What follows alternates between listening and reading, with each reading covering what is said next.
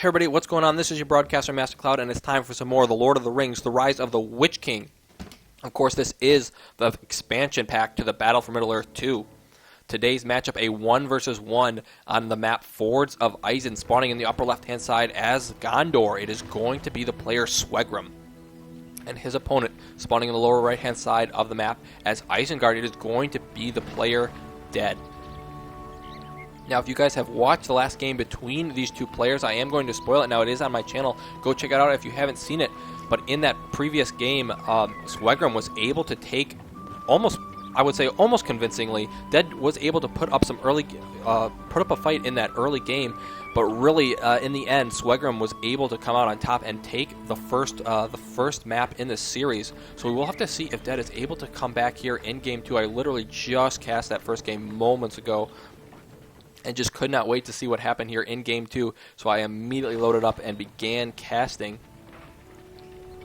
It looks like Swegrim here going for an early barracks. It is not going to be a cavalry start for either player in this game, as they've both opted for a more infantry-based, ground-based approach. I guess cavalry are also considered ground, but really I consider them... I consider them ground, but really, when I say ground approach, I mean, foot soldiers is what I'm really talking about. Now, for those of you who haven't been following the tournament, just to reiterate, this is the semifinals match between these two players here, both of which have beaten two previous players in order to get to this point. And, of course, the winner of the series will move on to the finals. The tournament was hosted by GameReplays.org. That is the site that I am a part of. Guys, if you enjoy Rise of the Witch King and want to learn more about it or the patch that these guys are playing on, the 2.02 version 4 unofficial patch, definitely go there. The links are in the description down below. You can also just find it by going to GameReplays.org. Now, it looks like both of these players putting their units on that defensive stance. This battle is taking very long, as these units are slowly wailing away at each other. Both of those players going for that early rally call and war chant ability for the added damage. But I think the Gondor soldiers might actually come out on top here, being in that formation. Although with the archers in the back now, it's going to be in favor of Dead here, as he is the Isengard player this game. And both of these players most likely playing on random, that will allow them to surprise their opponent a little bit each game with the race that they have received from that random draw. More Gondor troops now out on the field, a group moving to the south and to the north as well. Swegrim here swarming the field with a ton of these Gondor soldiers and beginning to already deal damage to the economy here of Dead. Just like last game, he's focusing on that economy, and that mine is actually canceled here by Dead. These Uruk-hai going to begin to engage these Gondor soldiers, which are immediately thrown into the defensive position to help them survive as long as possible. Looks like on the bottom side, he's actually going to be going for a war glare here on his opponent's side of the map, and he's going to grab this one as well. We've seen additional players do this. I believe it was Andy potentially, who always in earlier games would go for these very early war glares to get those additional resources very quickly. And we do have Gondor Knights down on the field for Swegrim as well. He has gone for a counter here for these Uruk-hai, and they are going to get completely trampled here by those Gondor soldiers, killing two full units almost instantly here. And our Isengard player desperately needs to get out some pikemen on the field, has a unit now on the way, needs to get these troops back to that pikeman unit immediately before he loses them as well. There's so many Gondor soldiers out on the field at this point. One to the north here that survived as well. These could return if a well is built, and that's exactly what he's doing. So Swegrim here taking great care to help his troops survive as long as possible. And these Gondor Knights are going to be a huge pain in the side of our Isengard player, as he does not have cavalry of his own out on the field to deal with them. These archers getting in a little too close here to these Gondor soldiers, which have been strategically placed along the bottom side of this furnace, will begin to take a lot of these units out, but not before they deal significant damage to this furnace.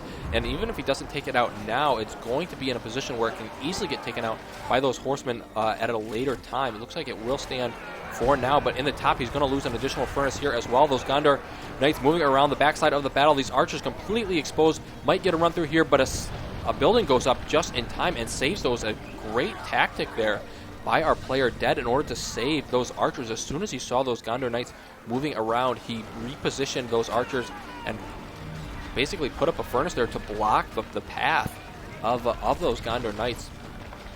Very intelligent move by our Isengard player. Looks like even though for his efforts he's still going to lose one furnace there, and this one has been extremely weak, is going to just get canceled. He's not going to get any resources back as that was almost destroyed already, however. To the north, he might lose this level 2 unit of Uruk-hai as well. That would be a pretty huge loss right now, as he wants to keep his units alive as long as possible. Looks like these Gondor soldiers attempting to be saved, but will finally get taken out. The level 2 Uruk-hai will survive, but there's no more pikemen in this group. There's no more pikemen. And these Gondor Knights are going to get a great charge through here, and at this point, I think Dead is in a lot of trouble here,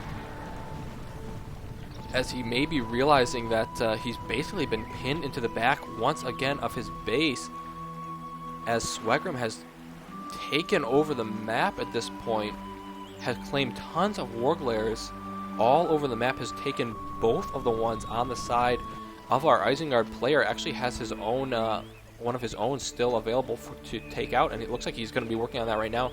So really utilizing those map resources to go ahead and grab some extra resources. Looks like a nice pickup there for Isengard, as those Gondor Knights mistakenly run into a huge group of pikemen. We'll lose a lot of them for now. They of course can retreat to that well, but actually decide to re-engage, as it looks like our Gondor player here planning another attack and not letting Isengard build up strength. Once again, always keeping on the defensive is Swegrim, never giving his opponent a moment to rest, a moment to think, a moment to plan. So here he comes again, a summon down as well. It is going to be the Hobbits, and they will pose a large threat for our Isengard player here, who already has a few units out on the field, and is once again trying to keep his units alive as long as possible. Let's take a look at the spells chosen. This time, Swegrim here not going for that double 5 power, rather saving up for 10. So going for a different tactic, and actually Dead opting for the tactic that Swegrim did the first game, going for 2 level 5 powers.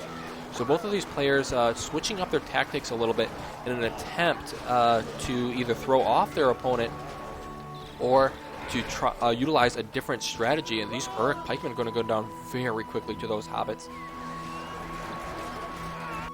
There is a couple of units of Isengard's troops along the backside of the Gondor fortress here, but this is being picked up by a few Gondor Knights, and the pikemen are really cannot engage these Gondor soldiers, as they are extremely effective against them. Faramir out as well now, up to level 2. Is he going to begin to pick off these Isengard troops from afar? More troops in the back of his base. It is just going to be the Hobbits, actually, as they will finally go down, but not before dealing significant damage. And at this point, just leave them alone.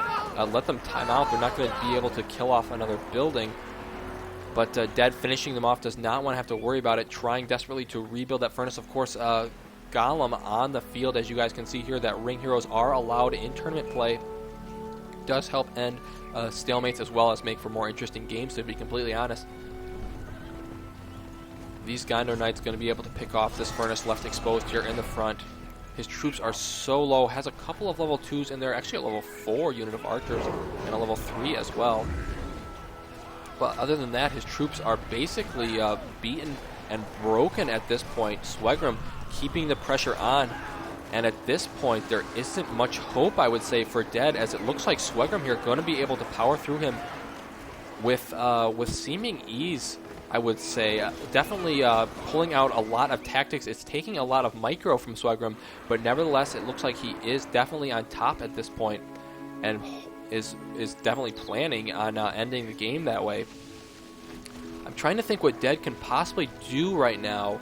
He just needs to retain his troops as long as possible. Has to get a good engagement where he takes out a large amount of troops of his opponent. If he can do that, he may be able to make a counter push before enough units are on the field where he can deal some sort of damage. However, this is definitely a problem for our Isengard player. It is going to be Knights of Dalameroth, and these units, Dakota very, very, very powerful units, can take down buildings in moments. And without a decent amount of pikemen on the field, his fortress is going to be incredibly susceptible to this attack. He sees it now, is trying to pull back his pikemen, but they are actually getting picked off by some of these troops, including Faramir. The Knights of Dalaamroth around the backside will begin to work on the furnace. You can see how quickly that building takes damage in the front. It looks like he might have won the battle, but in the back he's losing a lot of his infrastructure here. A group of pikemen are going to be moving in to engage. The Knights do make it out just fine. A couple of the Gondor units do take a lot of damage there, but all of them will survive. And for now, he's just pinned in the back of his base. At this point, awaiting a slow death, no doubt, from Megrim, as he actually has 2 trebuchets already queued up, actually building that siege works in the forts here, utilizing that water power to help turn the gears of his machines of war here as he builds them. The trebuchet now moving in, putting his pikemen in that porcupine formation. But here comes the Knights of Dalaamroth in from the side. Will get a brilliant charge through with so few pikes out on the field. It's just so easy for Swegrim to run those units through. And here comes a giant attack. The catapult now in range, or trebuchet to be more precise, will begin wailing away at one of those furnaces. Could relocate it here as these pikemen are attempting to engage. Faramir is on top of it, though, the captain of Gondor. Beginning to work away those troops. The trebuchet should survive just fine. And with minimal troops remaining on the field, our Isengard player, it looks like his hopes of continuing in this tournament are over. As this is, of course, a best of 3, but Swegrim here going to take it in 2 games. A convincing win for Swegrim, no doubt, as he is, if not the favorite, one of the favorites for this tournament. Taking out, nevertheless, a very good player in that Dead, making it all the way to the semifinals. And again, I did play with Dead once before the tournament while we were warming up, and appeared to be a very, very good player. So I'm actually surprised, or I guess I would just say impressed in the skill here of Swegrim, who really is making a showing for himself in this tournament by his play, by his tactics, by his unit control. We'll pick off a couple more buildings here to the south. It is going to be the hero Sharku out for our Isengard player, but at this point, too little, too late. As I'm not even sure Sharku earlier in the match would have saved him. And the dwarven soundtrack here playing in the background, as it is a sad day indeed for Dead. That fortress taking a surprising amount of damage from these trebuchets. Now 3 out on the field. Actually, it's taking not a surprising amount of damage from those trebuchets. I would think that they would actually do more than that. Sharku here manages to take out one of the trebuchets, but more pouring in. Probably has more queued up. Not quite yet, but he has 3 out on the field already, so this should be sufficient. I mean, there isn't any troops out here for Dead, and his fortress is in dire trouble at this point. A summon goes down as well. It is going to be the Rohirrim, the 15 power. Those are going to charge through the pikemen. They don't care. They are the honey badgers of this game. And this fortress here taking critical damage here, structural damage, as it begins to crumble away. Now in dire condition, and will indeed fall here momentarily. So it looks like Swegrim here going to be advancing to the final round. I will be casting the other games shortly, the other semifinals shortly. So guys, of course, as always, stay tuned, like, comment, and subscribe, of course, to continue to watch those games that I will be producing very soon. I hope you guys enjoyed this cast. More to come. MasterCloud signing out for now.